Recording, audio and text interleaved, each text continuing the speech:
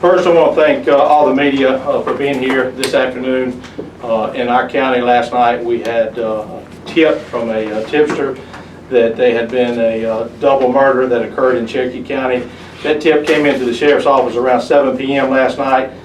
We sent detectives to a residence at 411 Jumping Branch Road in the Blacksburg community of Cherokee County. And the tipster provided information that two persons had been shot in the home a couple of days ago, and their bodies had possibly been put in the Broad River here in Cherokee County. And also the person at the residence was removing carpet and other items from the home in an attempt to destroy the evidence. And so I provided a timeline of events for you, and we'll cover that. As I said, at 7 p.m. we received that tip. We had a detective on scene at 7:30. Upon that detective's arrival at 411 Jumping Branch Road, he saw a subject outside with a large debris pile that was burning. As he approached the pile, he saw carpet, which corroborated the story, the information he received in the tip. The officer immediately extinguished the fire to try to preserve any evidence that was there. After speaking to the suspect at the home, who is listed as suspect number 1 on your paperwork there, it's Donald Cresswell Jr. After speaking with him, he called for additional officers to come to the scene, and additional officers arrived at the scene. At that point in time, our officers went to the local magistrate to obtain a search warrant for the home to look for additional evidence of a possible shooting that had occurred there at 411 Jumping Branch Road. And we obtained that search warrant at 8:45 p.m. last night. Once we made entry into the home, we clearly saw that a crime had been committed within the home and outside the home. There was evidence there that led our officers to believe that in fact someone had been shot. We did not have any victims last night. We began to search parts of the Broad River where normally we find vehicles that are pushed into the Broad River. We didn't find anything last night. Our crime scene guys processed the scene throughout the night with a large amount of evidence to gather. We kept the scene secured all night long, allowed them to go home and get a little bit of sleep. They came back out, continued processing that scene at about 8 this morning, and they processed that scene throughout this afternoon. They just cleared up within the past hour, actually at that residence, obtaining evidence from the particular crime. This morning, prior to that, the suspect number 1, Mr. Donald Cresswell, who was at the home, during our search warrant execution, we found some meth there, so we placed him under arrest for the meth, and he was incarcerated at the detention center. Around 6 a.m. this morning, we received information that York County was out with a vehicle with 2 bodies. That vehicle was located off of Bonner Horton Road, and at that point in time, we made contact with Sheriff Bruce Bryant and his staff to confirm with them that we actually had an active crime scene in our community, but we did not have any victims or bodies. But the information that was provided to us by the tipster that we believe the vehicle fire and the bodies that they had in York County was in fact connected to our crime scene. We had information that these 2 gentlemen were murdered there and may have been murdered as far back as June the 9th. That timeline is still being established as we continue our investigation, and the bodies were transported over to York County obviously sometime during June the 11th, and the vehicle set on fire. As the vehicle was no longer on fire, but from my understanding, investigators on scene, the fire had spread, and it was a forest fire in the area near where the vehicle was discovered.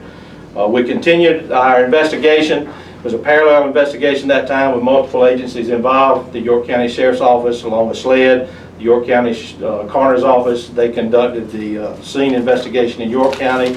One of our detectives went on scene to corroborate, pass information between the 2 crime scenes that were established in both counties.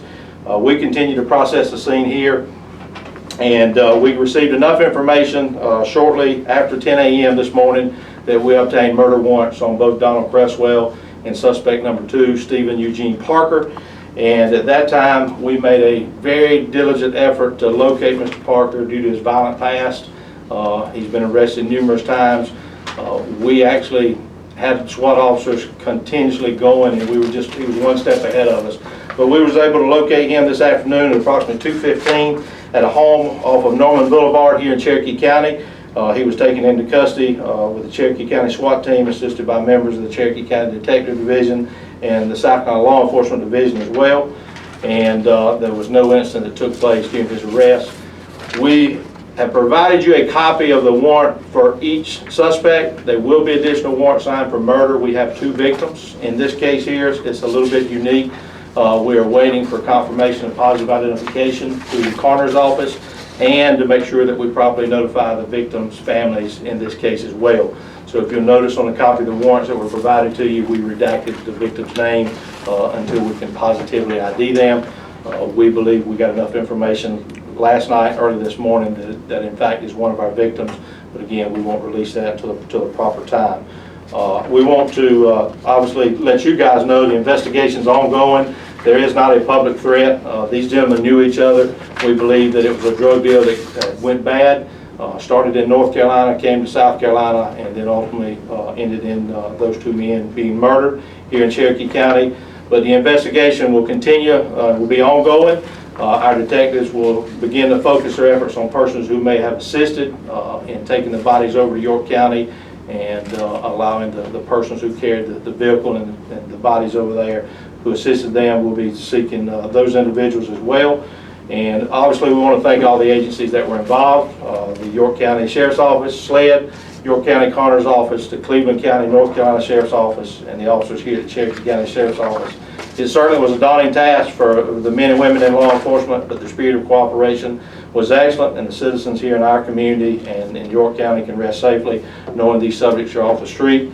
And I want to especially thank our guys. I've got some guys that have been up for about 24 straight hours without any sleep, and 2 of them are in the back of the room that's probably had less than 4 hours of sleep. 2 of our detectives that have been leading this investigation, Detective Ted Suppinger and Detective Stephen Neely, along with their captain, Captain Tim Clark. And so that's where we are in this investigation. It will certainly continue. There will be more things to develop in the next few days. We believe that we have the 2 people that were in the home at the time the murder took place. And again, now we'll begin to focus on any folks that assisted them after the murders, helping them dispose of evidence. And at this time, I'll take any questions from you men and women. So the 2 men are charged with the 2 murders. Each are charged with 2? Yes. Okay. They will be charged with additional count of murder once we get the positive identification on the other victim. So there will be another murder count served on Mr. Parker as well as Donald Criswell once we get that positive ID from the coroner's office. And you go ahead.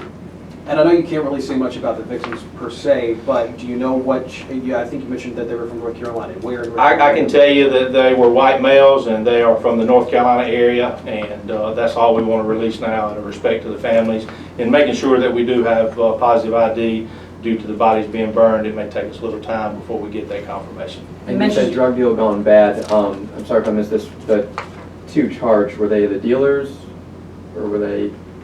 The information that we got, that the 2 guys from North Carolina actually had came down and wanted to meet the 2 gentlemen from Cherokee County in North Carolina, and as they met in North Carolina, the 2 gentlemen from Cherokee County, they were spooked, thought these guys were setting them up. They began to talk later, talked them into coming down to Cherokee County where they were going to conduct the drug transaction, and at that point in time, the information we've got is one of the gentlemen got up and began shooting both of the victims in the home. Do you think it was over meth? I don't know exactly the type of drug, and at this stage, like I said, the investigation is ongoing, and we're not going to release all those details at this moment. Sheriff, can you tell me whose truck they were?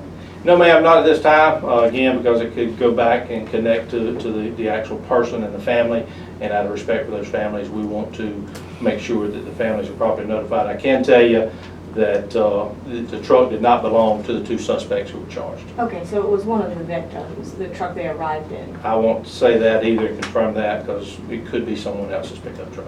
And you could have more arrests coming? Yes, ma'am. Is it believed more people were in the home? The information we got now, we believe there were only 4 people in the home at the time of the murder, and those were the 2 victims, and the 2 suspects were in custody. But again, the investigation will continue. But at this stage, we don't have any information that no other persons were in the home other than the 4 that have been mentioned. As far as that tipster is concerned, I mean, have they been monitoring some of the suspicious activity that might have been happening within the home, or was this something that, they just noticed something just out of the blue? That they had received information from a source that something had taken place over the past few days, and they were concerned, and so they called law enforcement, and because they called, we're going to keep their information confidential at this time. But we're very thankful for that tipster. Most of our cases, whether it's a murder or any type of case, is driven by people who give tips to law enforcement. And we're just thankful these folks come forward, trusted law enforcement enough to give that information, and our guys did a proper follow-up to go and discover and corroborate some of the information the tipster had provided. And like I say, it's kind of surprising to see the gentleman burning carpet there, and that's some of the information we received prior to our arrival. And as far as Creswell and Parker, you mentioned that I believe Parker does have a bit of a criminal history. As far as Creswell, does he have a criminal history? They both have an extensive criminal background. Are they familiar with you? Yes, sir. They're familiar. Mr. Parker is out on bond now for drug charges. Mr. Creswell has been charged with drugs in the past, and they both have an extensive record. Anything as serious as this ever? Yes, with Mr. Parker. Yes. Murder. And was there a known connection between them before all this? We don't have any information at this time to establish a connection and their relationship prior to their meeting this past week. We're both bond hearing this evening. No, ma'am. It's the murder charge. It'll go before a circuit court judge, so it'll probably be we have General Sessions Court next week. They may get in front of a judge next week, or it could be longer. Were both victims shot to death, and was there a weapon recovered from the scene? Both victims were shot. At this point in time, we have not recovered a murder weapon. Sheriff, I know you said one of the suspects was in custody first. Was he cooperative in helping out in this investigation? Yes, sir. He was cooperative in assisting our investigators as well. And also at the residence where we picked up Mr. Parker this afternoon, our guys just finished executing a search warrant at that home, looking for any potential evidence in that home as well. And so I say this is a very active, ongoing investigation. As we're in here, there's still guys out in the field working again, and we're going to search another car, later on. But we're continuing this investigation and hoping we can continue to pull other pieces of the puzzle together. But we feel very confident that we've got the two persons responsible for our victims' deaths. And you said one of these suspects has been involved in some serious stuff like this before. Can you talk? Was this a murder? I'm not going to discuss that because he was a juvenile, and so I'll just leave it at that. But he's a bad guy. I'm glad that he is off our street. Unfortunately, we had to lose two innocent persons had to lose their life as a result of this man. But he has shown a history of snubbing his nose at the system, both of them continuously being arrested and then being out on probation. One here certainly out on bond and continuing to commit crimes. So he's been a nuisance to our community for many years, and so hopefully he will never see the other side of the bars again. And that's Parker? Yes, sir. Or, I know you said that you had been keeping up with them. I don't know if that was checking up with, I don't know what you check up or how your system works, but could this have been avoided? Were you one step too late? No, ma'am, don't think it could have been avoided. Mr. Creswell has been certainly someone who's been on our radar screen for dealing meth in our community, but ultimately we have not been able to actually catch him with any of the product. And so, but he is someone that's been on our radar screen for a while, and he's been arrested numerous times. You said that your original information suggested that the bodies may have been going towards the river. Were there multiple attempts to get rid of these bodies? And if so, can you talk about that? That we don't know if there were multiple attempts. What we do believe is based off the timeline, the information that was provided to us, that obviously the pickup truck and the bodies were taken somewhere and left for a period of time, and then was taken over into York County probably sometime late yesterday evening or late last night, and then the vehicle set on fire. Can you describe how you were able to connect your investigation to the Union County scene? Basically, we had a crime scene, information provided that possibly had two persons that had been murdered, and that they had came to that scene in a pickup truck, and with York County telling us that they had a pickup truck with two bodies, then we felt confident that those very well may be our victims in the scene that we were processing.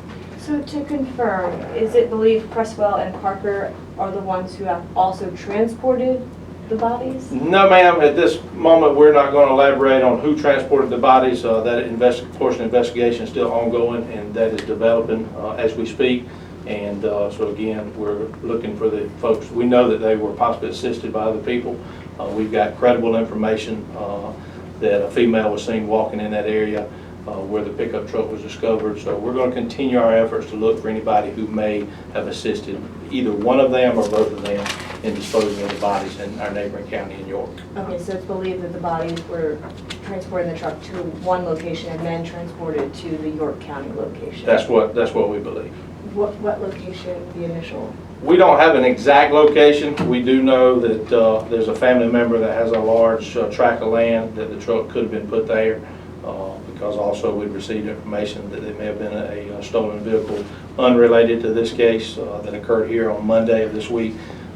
We actually were trying to locate that vehicle as well at this point in time. We've not located that vehicle, but again, it's not connected to this incident. But it was in this area? Yes, ma'am. Okay. Was your first suspect arrested before the transport? I'm sorry. Was your first suspect, it looks like the timeline was here, search warrant obtained on Thursday evening. Was he arrested and put in custody before the transport of the bodies? That we can't say. Obviously, you know, he was in custody. We believe that he was in custody at the time that the vehicle was probably set on fire. The arson investigators will be able to bring that timeline down for us once they can determine, you know, how far that fire burned out from the truck, what type of ring was burned around the truck, how long it would have taken it to burn. We'll be able to narrow those timelines down in the next few days, but we believe that at the time the truck was set on fire, the victim was probably either being interviewed by us or he was either in custody. Or the suspect, rather. Yes, sir. Yeah, you said victims. I'm sorry. Was it That's right. accelerant used? Yes, sir, accelerant was used. Don't mean to be nitpicky here, but what was the involvement of the Cleveland County Sheriff's Office? We had reached out to them. We had information to believe that our victims were possibly from North Carolina, and they assisted in trying to help us ID the pickup truck as well as the victims in this case. And so they went and checked a few homes and locations for us last night throughout the early morning hours. Younger victims, older victims? I would consider them young victims. Over 18 though? You're calling them men, right? Yeah, they're men. Sheriff, when do you expect to release those names? We'll probably allow the coroner to do that out of York County. Typically, that's our protocol. Once the coroner establishes a positive identification and we're able to make contact with the victims' families, the coroner will do that from York County, and she will release that information. Obviously, this case was pretty violent and pretty brutal. How are y'all doing? I mean, I know you guys have. Everybody's good. Our guys are tired, but again, like I say, it was a great effort, spirit of cooperation amongst all the agencies, and so like I say, very proud of our staff. They worked around the clock, and every lead that came in, they just kept digging, and so it was great police work on their part, and so we're going to continue the investigation and make sure that we've got a great case to submit to the solicitor, and so hopefully these guys will never be back on the streets again. Since perspective here, this doesn't happen here very often, does it? Doesn't happen here very often. We usually average, 1 to 2 murders per year here in Cherokee County, and we've met that number already here in June. So we're hoping that we don't have any more throughout 2015. Are these the first and second murders for This Cherokee is County? only 2 for the year for Cherokee County. Yeah, Wow. the city has experienced some, but Cherokee County, this is our first 2. You've seen a lot of crime through the years, I'm sure. How would you describe this crime? It was very violent based off the information we had, and ultimately is driven by what drives almost every crime in South Carolina, North Carolina, and every community across the United States. It's people who are addicted to drugs, whether it's meth, whether it's heroin, whether it's crack, marijuana. It's people that are addicted to drugs, and they continue to want to use that product to harm themselves and others. And there's robberies. There's folks who use those products and they don't have a job, and so they're going to steal from you and I and everybody else in this community to support their habits. And but it was a pretty brutal the way these guys were murdered and how their bodies were disposed of. In the area in York County where this happened, they had just set up a neighborhood watch program just very recently, and it sounds like this information that you got from your county was vital in getting this. Where would you be without these tips? And we would be. Probably didn't even know we had a murder that occurred in Cherokee County, just quite honest with you. That tipster not called in, that's what led us to go to that home to make that initial inquiry. And had we not received that tip, we could be very well not even realizing we had a murder that occurred here.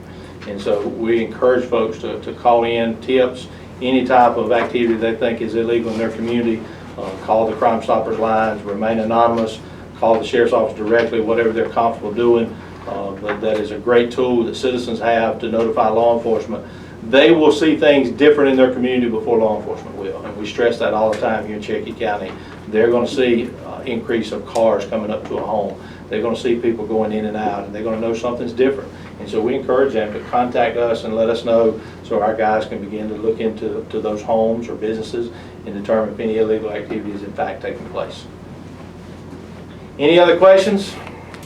In you. closing, I want to thank you guys and you ladies, because I know that I didn't meet some of y'all's deadlines, and, but again, in the interest of our guys' safety, it was paramount that this Parker guy did not know that we were on his heels. We did not even want him to realize that we knew what was going on in York was even connected over here. So I appreciate your patience in allowing our guys to do their job. And again, we were able to take him into custody without incident. And again, I appreciate your patience. That made a difference for our staff, keeping them safe. So thank you. And if you got anything else, I'll hang out here another 30 minutes. Yeah, his location, he was arrested in Gaffney.